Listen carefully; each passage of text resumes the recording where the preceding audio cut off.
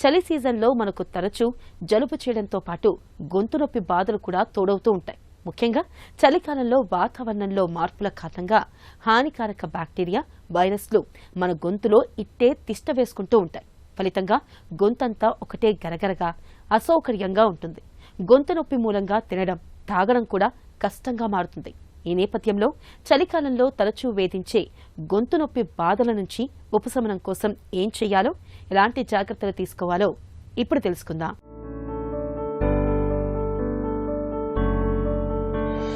చలికాలంలో వణికించే చల్లగాలి మూలంగా తరచూ జలుబు చేయడం మనలో చాలా మందికి అనుభవమే.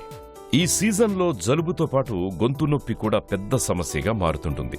ఇలాంటప్పుడు తరచుగా గోరువెచ్చని చికెన్, టమాటో సూపుల్ని తాగుతూ ఉంటే గొంతు నొప్పి నుంచి మంచి ఉపశమనం ఉంటుంది. అలాగే గోరువెచ్చని నీటిలో కొద్దిగా నిమ్మరసం, కొంచెం తేనె కలిపి తీసుకున్న మంచి ఫలితం కనిపిస్తుంది. పాలల్లోకి కొంచెం మిరియాల పొడిని కలుపుకొని తాగడం వల్ల గొంతు నొప్పి తగ్గుతుంది. ఇక తమలపాకు రసాన్ని తేనెతో కలిపి తీసుకోవడం, తులసి రసానికి కొద్దిగా తేనెను కలిపి చప్పరించడము మంచిదే.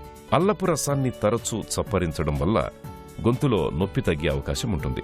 ఉడికించిన ఓట్స్లోకి మిగుల మగ్గిన అరటిపండును కలిపి తినడం వల్ల గొంతులో ఇన్ఫెక్షన్ తగ్గే అవకాశం ఉంది. చలికాలంలో గొంతు నొప్పిని నివారించుకునేందుకు చల్లగాలిలో తిరగకుండా ఉండాలి. సురక్షితమైన తాగునీటిని మాత్రమే తాగాలి. కాచి చల్లార్చి వడబోసిన నీటిని తాగడం మరీ మంచిది.